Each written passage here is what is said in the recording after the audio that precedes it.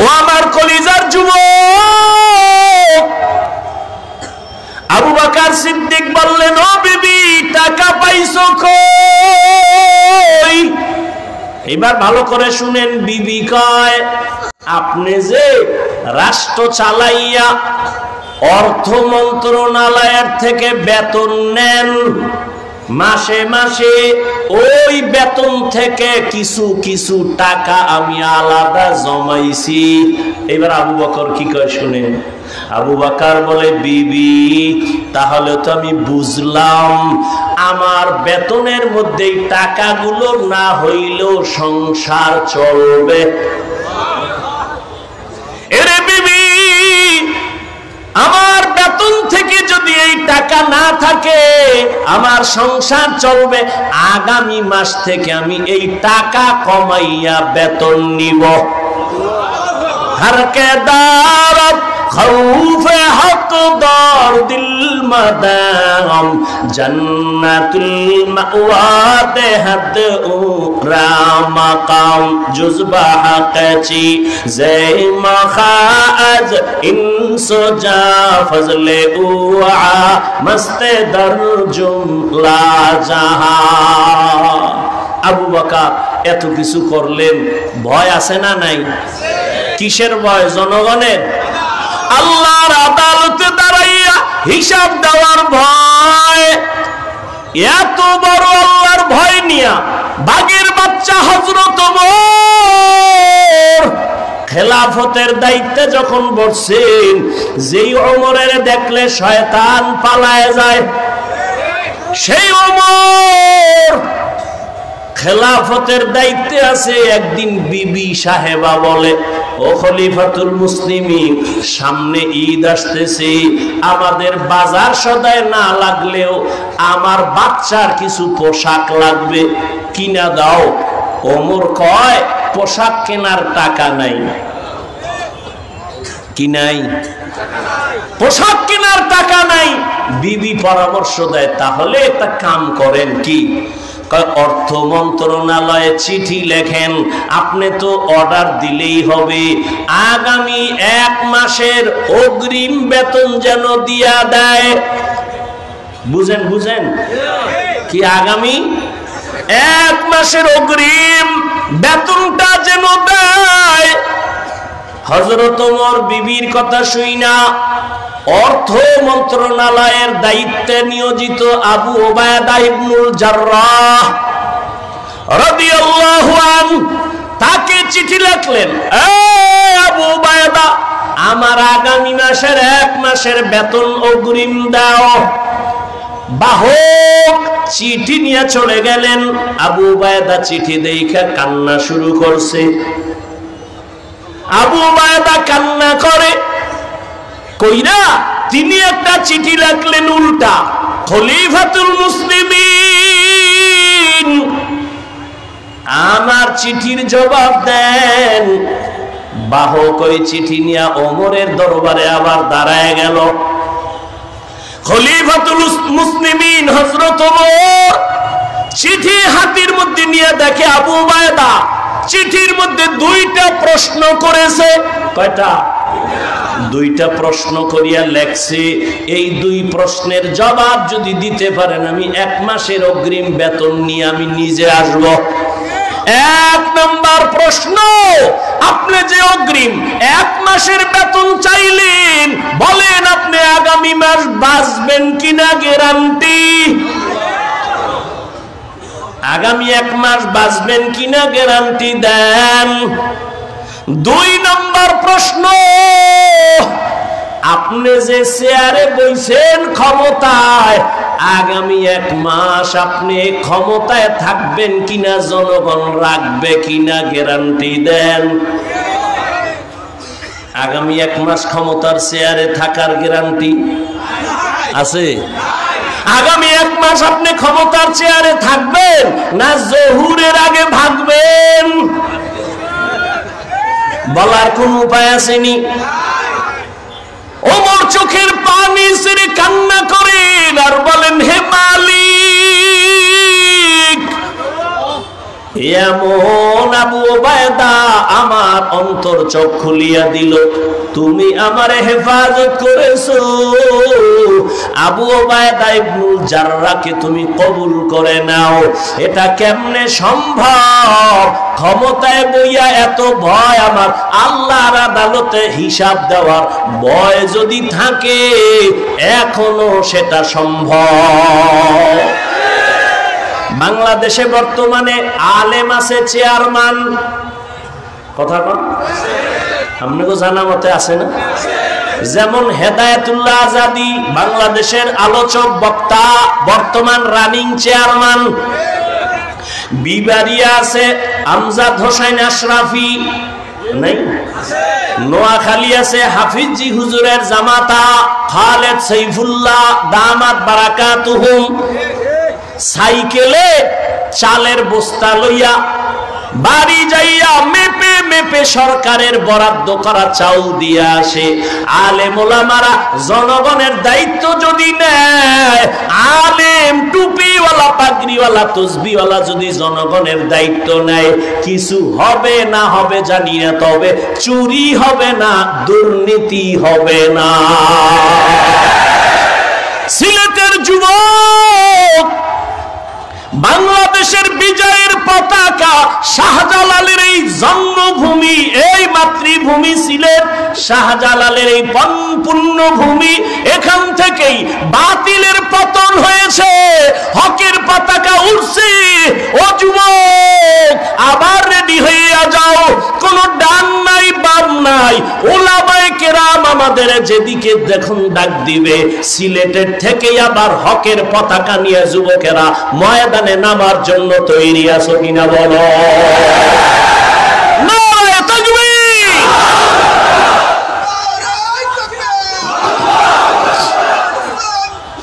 ভাইরা আমার, তৈরি থাকো। উলামায়ে কেরামের ডাক আসবে, জালেমের বিরুদ্ধে ডাক আসলেই ময়দানে নেমে যাওয়া। মুসলমানের আন্দোলন একবার না বারবার, মুসলমান জীবন একবার দেয় না বারবার। কোন নেতার জন্য না, ইসলামের জন্য। কি? ইসলামের জন্য। আল্লাহ বুঝার তৌফিক দান করে। وَأَمَّا مَنْ خَافَ مَقَامَ رَبِّهِ وَنَهَى النَّفْسَ عَنِ الْهَوَى فَإِنَّ الْجَنَّةَ هِيَ الْمَأْوَى।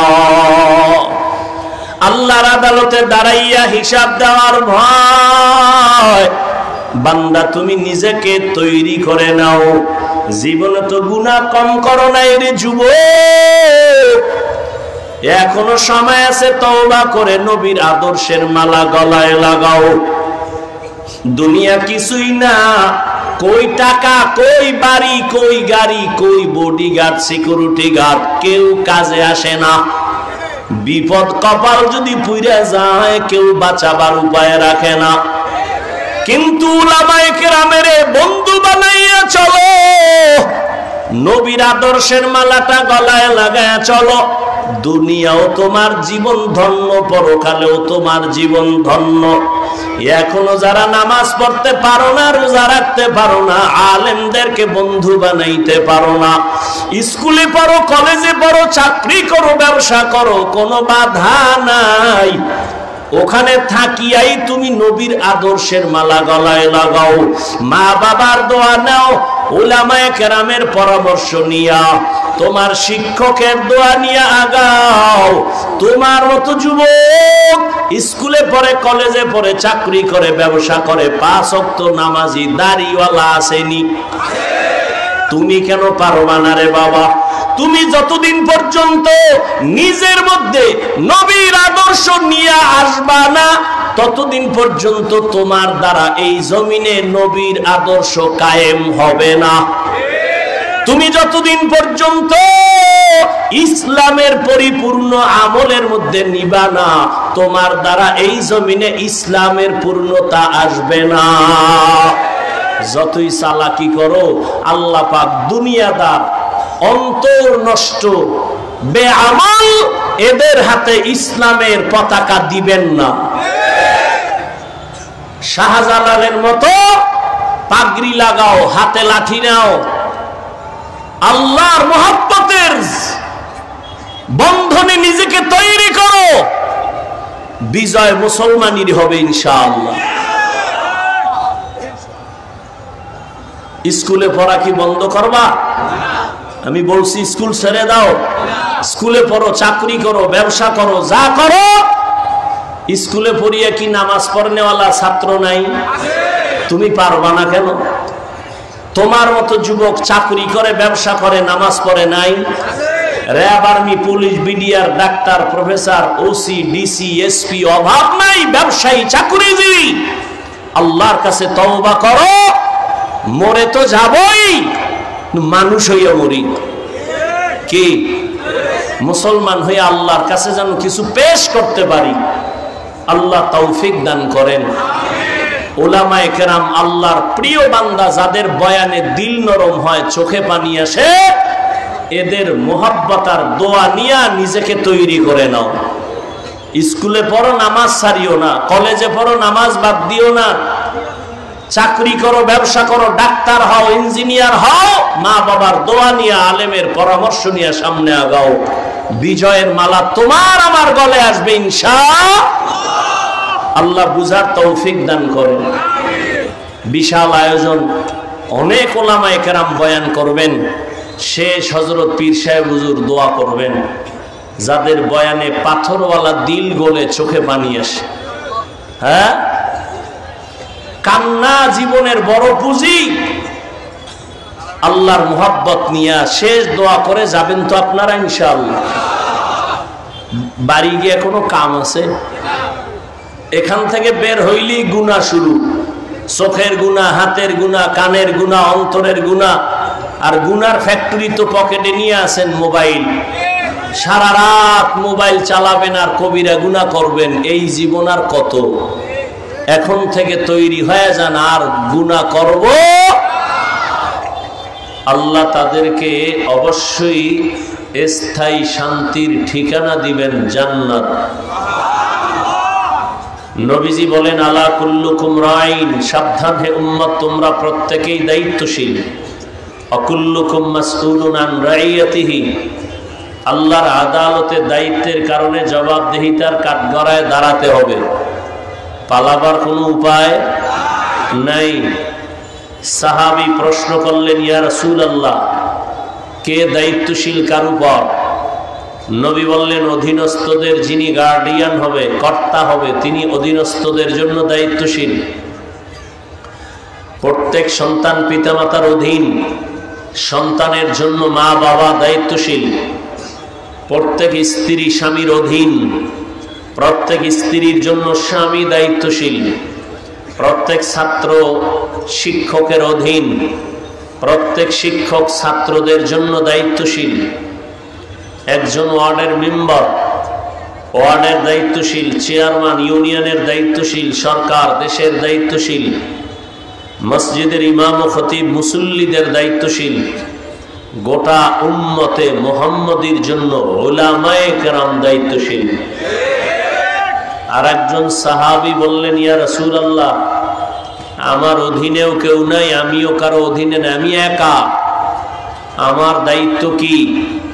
নবীজি বললেন, আপনার অঙ্গ প্রত্যঙ্গ যে আছে, এই অঙ্গ প্রত্যঙ্গের আপনি দায়িত্বশীল।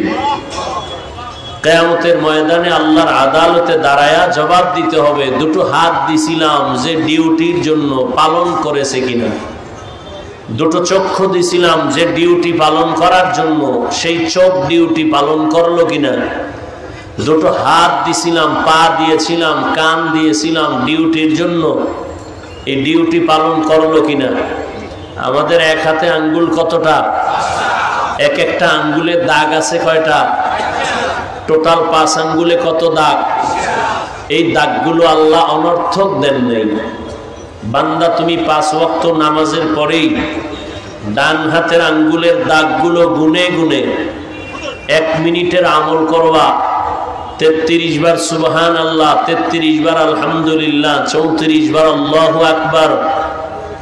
এরা 1 মিনিটের বেশি লাগে না। তোমার এই আঙ্গুলের দাগগুলোরও ডিউটি আছে। তুমি এই তসবিহ পড়ো, যদিও ছোট কিন্তু পাওয়ার অনেক বেশি। কিয়ামতের দিন আল্লাহ জিজ্ঞাসা করবে, ডিউটি পালন করছো? তো অনেক গুনাহগারেরা আযাবের ভয়ে মিথ্যার আশ্রয় নিয়ে বলবে হ্যাঁ করেছে। তখন আল্লাহ জবান বন্ধ করে হাতকে বলবে, এই হাত কথা বলো, চোখ কথা বলো। আমাদের আপনাদের হাত কি কথা বলতে পারে? বলেন বলেন, পারে না। তা আল্লাহ বলবে হাত কথা বলে, এটা কেমনে হবে? এখান থেকে একটা মূলনীতি মনে রাখতে হবে। দুনিয়ার বিবেক আর মানুষের ব্রেন যেটাকে বলে অসম্ভব, হবে না।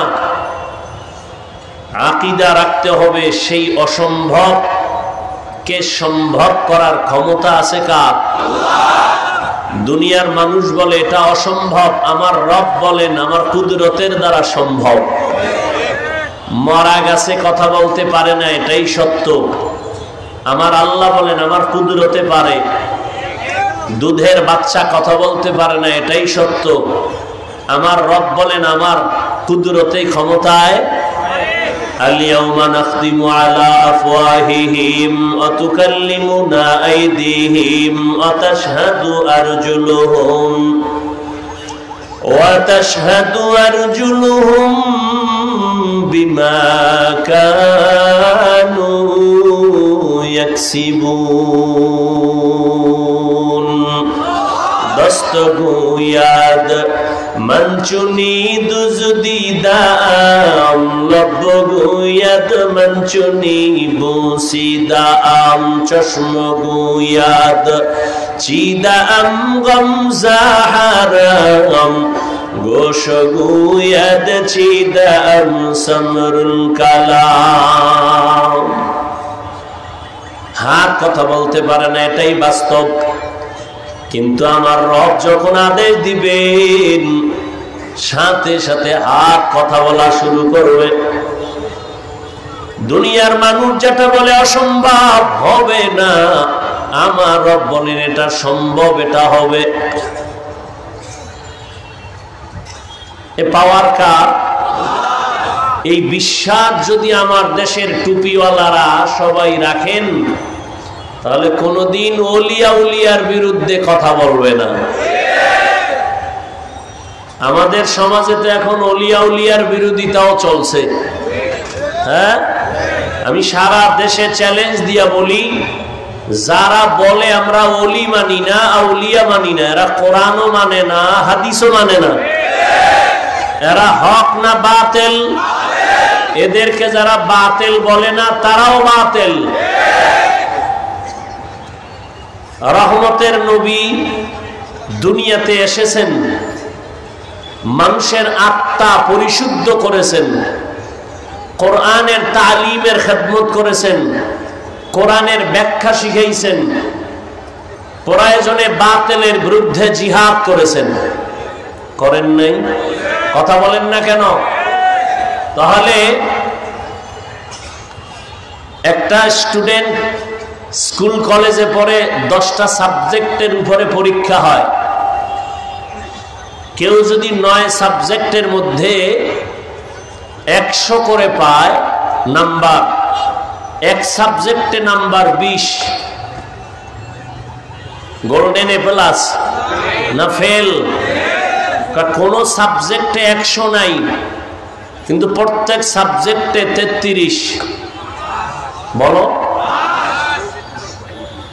ঠিক ইসলাম এরকম।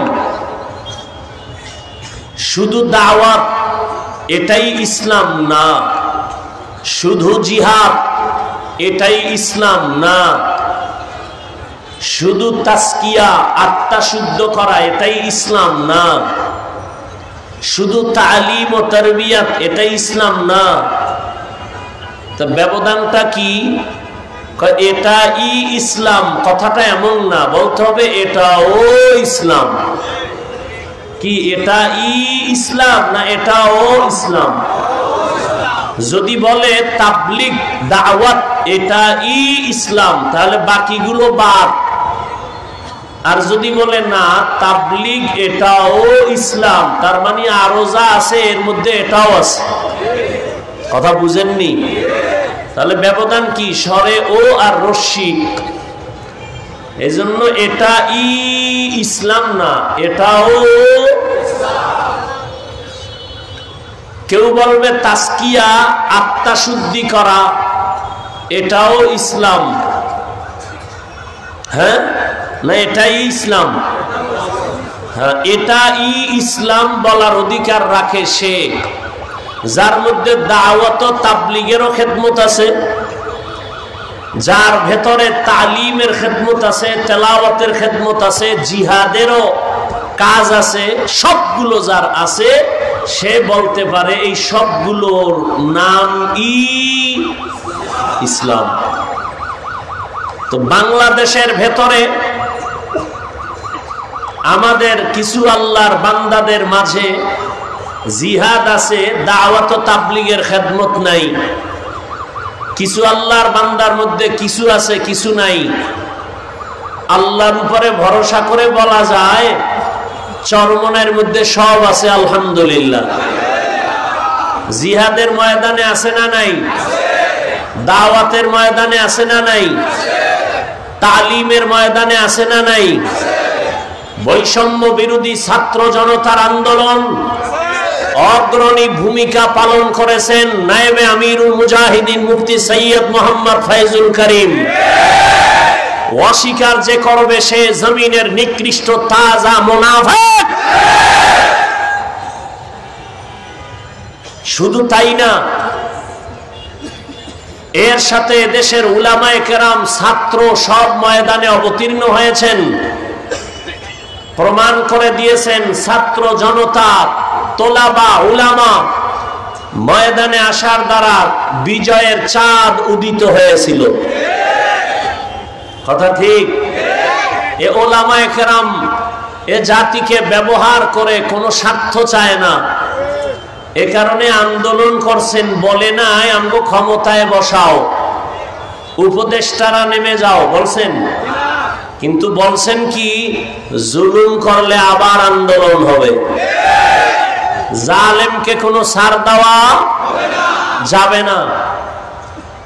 যুবকরা ভয় পাও, যুবকের ভয় পাওয়ার তো কিছু নাই। আবার কাফনের কাপড় হাতে নাও। যুবক, তোমার রক্ত সঠিক পথে ব্যয় করো, চান্দাবাজার ধান্দাবাজের পেছনে ব্যয় করিও না।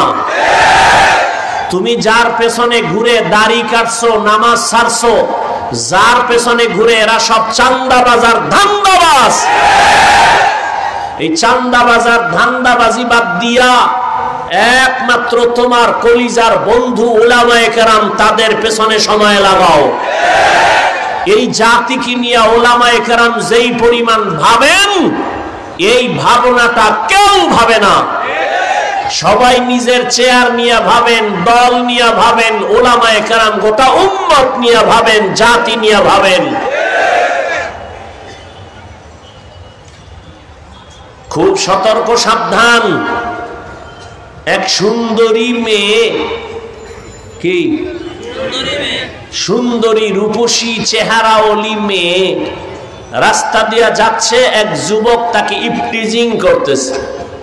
তো যুবতী মেয়েটা বলে, এই যুবক, তোর কি ক্ষতি করলাম, তুই আমাকে ডিস্টার্ব করো কেন? কয়, তুমি আমার ক্ষতি করো না, তুমি এত সুন্দরী কেন? এটাই তোমার কাল। হ্যাঁ, কিছু মানুষ চরমনের বিরুদ্ধে কথা বলনেওয়ালা আছে না নাই? দাওয়াতের বিরুদ্ধে, তাবলীগের বিরুদ্ধে কথা বলনেওয়ালা আছে না নাই? কওমি মাদ্রাসার বিরুদ্ধে কথা বলনেওয়ালা আছে না নাই? কি সমস্যা চরমনাই? মানুষকে বিড়ি টানার বয়ান করে। চরমনাই ওয়ালারা, কওমি ওয়ালারা, তাবলীগ ওয়ালারা মানুষকে বেপরদায় চলার বয়ান দেয়, গাঞ্জা খাওয়ার বয়ান দেয়, মানুষের উপরে জুলুম করার বয়ান দেয়। তাহলে এর বিরোধিতা কেন? কয়, চরমনাইয়ের ওয়াজে, মাঠে ময়দানে এত মানুষ হয় কেন? কি দেখতে নারী চলন বাঁকা। আল হক ওয়া যাহাকাল বাতিল, বাতি যখন জ্বলবে তোমার বাবারও ক্ষমতা নাই তুমি অন্ধকার রাখবা। আল্লাহর কসম, এই জমিনের মধ্যে যায় এরা টাকার পেছনে দৌড়ায় না, ক্ষমতার জন্য এরা লালায়িত না। হ্যাঁ, ক্ষমতা যাব, কারণ ইসলামের চেয়ার যদি কোনো ধান্দাবাজ আর চান্দাবাজেরা দখল করতে চায়, সেখানে কোনো মুমিন তাকাইয়া চুপ থাকার অধিকার না। শাহজালাল আপনাদের কলিজা কি? শাহজালাল রহমতুল্লাহ আলাই গৌর গোবিন্দের মোকাবেলায় বেতের বাড়ি লাগে নাই, তাহাজ্জুদের নামাজ আর কান্না আর ফজরের আজান। কি ভিডাভিডি করছে, খুনাখুনি, রক্তের বন্যা। হ্যাঁ, প্রয়োজনে তুমি অস্ত্র ব্যবহার করবা, তবে আগে তোমার বডি থেকে পা পর্যন্ত তুমি মদিনার আদর্শ লাগায়া দাও। এরে নবীর আশিক, মানুষকে যদি ডাকো কল্যাণের পথে আসো, আল্লাহর কসম আমার মদিনাওয়ালা নবীর আদর্শ সারা কল্যাণ হবে না। নবীজির আদর্শ নিয়ে বান্দা তুমি আগাও, কল্যাণ তোমার সামনে সুনিশ্চিত এসে যাবে, কোনো টেনশন নাই। কারণ এই দুনিয়ায় যত আদর্শওয়ালা দেখো, একটু যুবকেরা জবাব দাও, নবীজির আদর্শ থেকে দামি আদর্শ আছে কার? নাই। কেউ যদি বলতে পারো হে যুবক, শেখ মুজিবুর রহমান সাহেবের আদর্শ নবীর থেকে ভালো, তাহলে আমি হাফিজুর রহমান বললাম, আমি নবীরটা বাদ দিয়া শেখ বলতে পারবানি? ওরে জিয়াউর রহমান কেন, শেখ মুজিব কেন? বর্তমানে তোমরা গণতন্ত্র লইয়া যে মরো, আব্রাহাম লিঙ্কনের গণতন্ত্র, এই আব্রাহাম লিঙ্কনের গণতন্ত্রের জন্য পাগল, কয় জীবন দিব গণতন্ত্র জিন্দা রাখার জন্য, মরে যাব, কয় মরলে কি হবে, কয় শহীদ। গণতন্ত্রের জন্য মরলে শহীদ? হ্যাঁ, ভালো করে বুঝো, এই গণতন্ত্র কি শান্তি দিতে পারছে? পারে নাই, বরং দলের মানুষের দলওয়ালারা মাইরা ফালায়। ঠিক নি? ওই যে বলছি চান্দাবাজ আর ধান্দাবাজ, স্বার্থে আঘাত লাগলেই দল থেকে নাম কাটে না, কল্লা কাটে। দুনিয়াতে আব্রাহাম লিঙ্কনের আদর্শ, মাও সেতুনের আদর্শ, দেমাগ ঠিক আছে, মদ খাইয়েই কয় গোটা দেশের মালিক এখন আমি।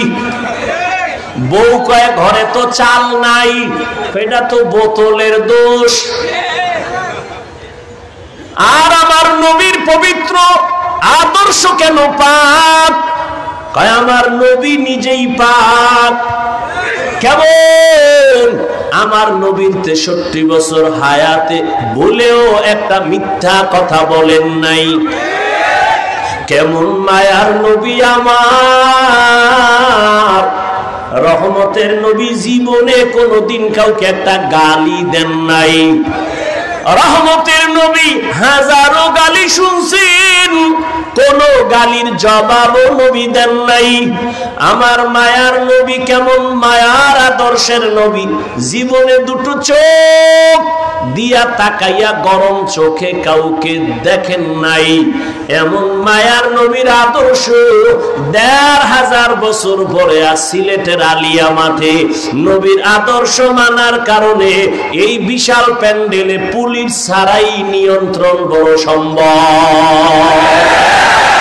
हकीकत से तू दुनिया में खबर है दुनिया की नुमाइश पर नजर है नमी गुयम के अज दुनिया जुदा बाश बहर कारे के बाशी बा खुदावास। रहमतेर नबीर आदर्श केमन सुंदर, আঙ্গুলের নখগুলো কেমনে কাটবা সেখানে নবীর আদর্শ আসেনি? মাথার চুলগুলো কেমনে রাখবা কেমনে কাটবা নবীর আদর্শ আসেনি? দুনিয়াতে যত আদর্শওয়ালা দেখো কারো আদর্শের মধ্যে নখ কাটার নিয়ম নাই। রহমতের নবীর আদর্শ এত সুন্দর, ব্যক্তি জীবন থেকে রাষ্ট্র কেমনে চালাইবা সেখানেও নবীর আদর্শ আছে না নাই? রহমতের নবী কি রাষ্ট্র চালান নাই? আবু বকর সিদ্দিক রাষ্ট্র চালান নাই? আল্লাহ বলেন আমার আদালতে দাঁড়াইয়া হিসাব দেওয়ার ভয় যারা গুনাহ থেকে নিজেকে বাঁচায় রাখবে এদের দ্বারা কিয়ামতে আমি জান্নাত দিব। আর মাকাম জুজবা হাকাচি জে মাখাজ ইনসজা ফজলে উআ মস্তে দরজুম লা জাহা। এই সিলেটের যুবকেরা, আওয়ামী লীগে গিয়ে যদি দাড়ি কাটার সুযোগ থাকে, বিএমপিতে গিয়েও থাকে, আবার কোন ইসলামী দলে ঢুকেও যদি দাড়ি কাটার সুযোগ থাকে, তা আওয়ামী লীগ বিএমপি আর তোমার ইসলাম তো সূরাতে একই হয়ে গেল। তা ইসলামটা কি আওয়ামী লীগের মতো? ইসলামটা কি বিএমপির মতো? আওয়ামী লীগ বিএমপি মহিলা নিয়ে এক চেয়ারে এক লাইনে বসবে, তুমি যদি হুজুরের দাবি কইরা তুমিও বসো তো এক হয়ে গেল। কি ভালো করিয়া বুঝিও, আল্লাহর আদালতে দাঁড়াইয়া হিসাব দেওয়ার ভয় অন্তরে জমা করিয়া রাষ্ট্রের চেয়ারেও যদি বসো। আবু বকর কেমন বসা বলছেন? একদিন আবু বকর খেলাফতের দায়িত্বে আছেন, বিবি সাহেবা বলেন আমার মিষ্টি খাইতে মনে চায়। কি মনে চায়? মিষ্টি খাইতে মনে চায়। তখন আবু বকর সিদ্দিক রাদিয়াল্লাহু আনহু কই আছেন? পুরা দেশের ক্ষমতা তার হাতে। হ্যাঁ, তা আবু বকর সিদ্দিক বলেন ও বিবি মিষ্টি খাওয়ানোর টাকা আমার হাতে নাই। এ রাজনীতি বুঝো, তোমার ধান্দাবাজি আর চান্দাবাজি না, ইসলামের রাজনীতি বুঝো। নাপাক তো কম খাইলা না, আর কত? শিয়ালের হাতে মুরগি রাখছো আমানত, টাইম দিছো 3 দিন, শিয়াল পণ্ডিত কয় দোয়াও চাই মাফ চাই একদিনও না। জিন্দা কেন মরাও পাইতে না। শিয়ালের হাতে মুরগি দিলে যা হবে, ধর্মের চাবি বেনামাজি সুদখোরের হাতে দিলে তাই হবে। তাহাজ্জুদের টাইমে বরকতের হাদিয়া খাইয়া সকালে কিবলা ঘুরায় দিছ, ঠিক নি? আল্লাহ হেদায়েত দান করুন। এরে যুবক, খাইলেও দিন যায় না খাইলেও দিন যায়, তবে পায় পরে বলি হারাম খাইও না। কয়দিন আর বাহাদুরি করবা? মনে মনে ভাবছিলা এই জীবনে বোধহয় আমার চেয়ার থেকে আর নামা হবে না, আমার মাওলায় যদি কবুল না করে 1 সেকেন্ডও বসার কার তলে মাথা ঢুকে গেছে। মা কইয়াও ডাক দিতে পারবা না, সতর্ক হয়ে যাও। জুলুম কইরো না, মরার আগে বিচার শুরু হয়ে যাবে। আল্লাহ হেদায়েত দান করুন। এরে যুবক, আবু বকর সিদ্দিক রাদিয়াল্লাহু তাআলা আনহু বললেন মিষ্টি খাওয়ানোর কি নাই? টাকা নাই। কিছুদিন পরে বিবি চুপ হয়ে গেলেন। কিছুদিন পরে আলাদা কিছু টাকা জমাইয়া আবু বকর সিদ্দিক রাদিয়াল্লাহু তাআলা আনহুর হাতে দিয়া কয়, নেন, আপনার যেহেতু টাকা নাই আমি কিছু টাকা দিলাম, এটা দিয়া মিষ্টি আইনা দেন।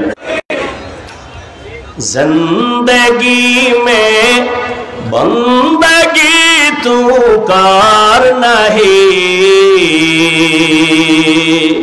जिंदगी में बंदगी तू कार नहीं,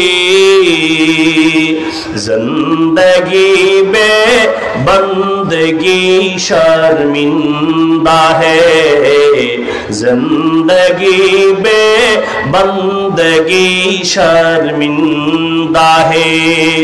यहाँ हम सब मुसाफिर दिल ना लगा, अहले दिल की नजर से रूह करता जा, यहाँ हम सब मुसाफिर दिल ना लगा, अहले दिल की नजर से रूह करता जा। शाह दौलत सब फकीर गर नेक नेहे, शाह दौलत सब फकीर गर नेक नेहे, जिंदगी में बंदगी तू कार नहीं, जिंदगी में बंदगी तू कार नहीं, जिंदगी में बंदगी शर्मिंदा है, जिंदगी में बंदगी शर्मिंदा है, जिंदगी में बंदगी कुन बंदगी, बंदगी में जिंदगी शर्मिंदगी।